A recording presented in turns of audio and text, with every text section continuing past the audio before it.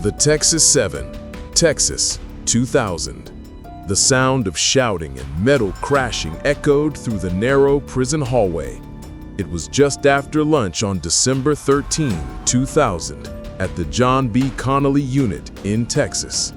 7 inmates were in the maintenance shop, dressed in work uniforms, pretending to fix broken tools, but what they were really doing was breaking free. George Rivas, the leader of the group, looked around quickly. "Now," he whispered. In a flash, the inmates moved. They grabbed makeshift weapons, steel bars, hammers, and screwdrivers. Within seconds, they overpowered the unarmed guards, tying them up with tape and stealing their radios and keys. It was happening fast. The impossible was becoming real. As the guards lay on the ground, Rivas barked out orders like a military commander. "Stay quiet. No one gets hurt if you listen." The inmates, now fully in control, started to act like prison officers, using stolen uniforms to look official. They walked through one security door after another, bluffing their way past cameras and other guards. The plan had taken weeks to prepare. They studied guard shifts, memorized door codes, and even learned how the prison trucks operated. Everything had to be perfect. One mistake could mean years of solitary confinement or death. But for these 7 men, freedom was worth any risk. Outside the maintenance building, the wind howled across the razor wire fences. One by one, the inmates pushed a stolen prison truck through the final gate. A guard called out from the tower, but before he could react, the truck was gone, rolling away into the cold Texas afternoon. Inside the truck, the men stayed silent. Their hearts pounded as the prison walls faded in the distance. For the first time in years, they could see open land. George Rivas looked out the window and smiled. "We're out," he said quietly. But freedom was only the beginning.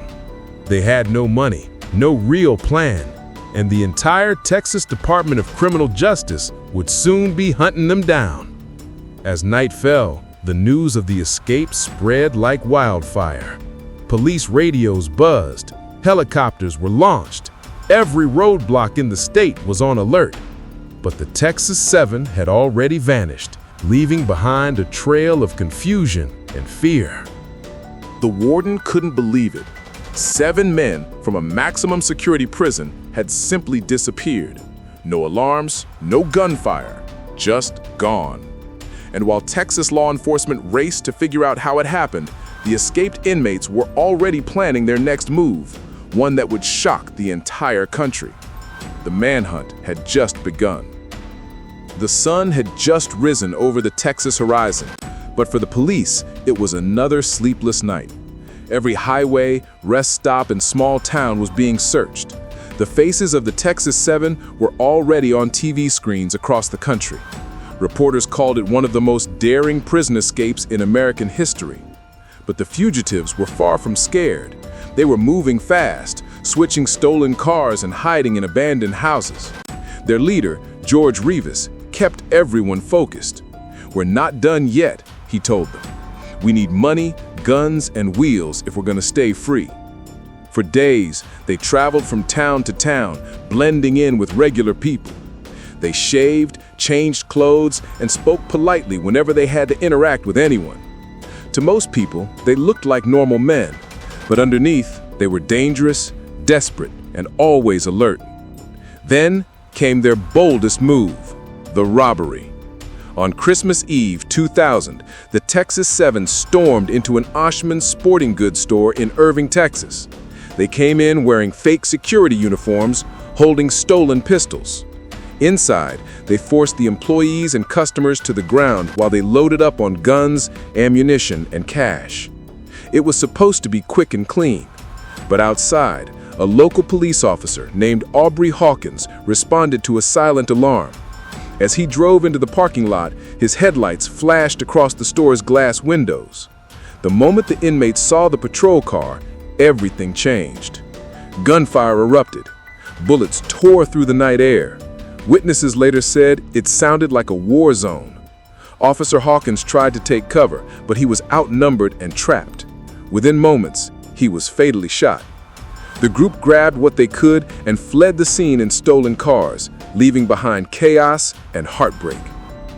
When news broke that a police officer had been killed, everything escalated. The escape was no longer just a manhunt, it was a national emergency. Texas law enforcement, the FBI, and even the U.S. Marshals joined forces to hunt them down.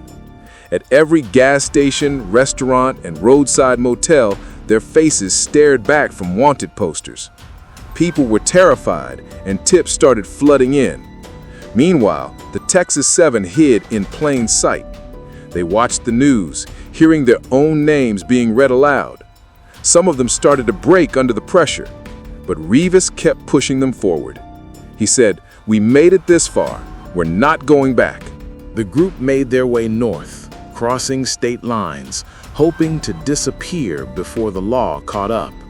They believed they could start new lives far from Texas, far from the past. But as they closed in on Colorado, their luck and their unity began to fall apart. One small mistake would change everything. And when it happened, the manhunt would finally close in with deadly results. Snow covered the Colorado ground as the Texas 7 tried to blend into their new surroundings. They were miles away from Texas now, hiding in a small trailer park near Woodland Park, just outside of Colorado Springs. For weeks, they lived quietly, using fake names, working odd jobs, and pretending to be a group of traveling Christian men. But behind those friendly smiles was fear. They knew the law was closing in. Their faces were still all over the news, and every night they watched themselves on America's Most Wanted. It was only a matter of time before someone recognized them. That moment came sooner than they expected. A local resident who had seen the show thought he recognized one of the men, Joseph Garcia, and called the police. Within hours, heavily armed SWAT teams surrounded the area. It was a cold January evening when the manhunt that started in Texas finally reached its end. Inside the trailer, chaos erupted. Rivas and the others scrambled to grab their guns. They knew escape was impossible, but none of them wanted to surrender easily. "We're not going back to prison," Rivas shouted. "Not alive." The police used loudspeakers, ordering them to come out one by one. The tension was unbearable. Then, gunfire. One of the fugitives, Larry Harper, turned his weapon on himself rather than be captured. The rest dropped their weapons and were taken into custody without another shot fired. When officers entered the trailer, they found stacks of cash, loaded weapons, and handwritten notes detailing their escape plan. It was the end of a 43-day manhunt that had gripped the nation. Back in Texas, justice moved quickly. The surviving 6 men were charged with capital murder for the death of Aubrey Hawkins. One by one, they faced trial. Their dramatic escape and deadly choices sealed their fate. All 6 were sentenced to death. Years later, George Rivas, the group's leader, was executed by lethal injection in 2012. Before his death, he said quietly, "I take full responsibility." The story of the Texas 7 became a symbol of how far desperation and loyalty can push men, and how quickly it can all fall apart. Even today, their story serves as a chilling reminder. No matter how smart the plan, how brave the escape, or how long the run, justice always finds its way. And for the Texas 7, their freedom ended where their nightmare began, under the watchful eyes of the law.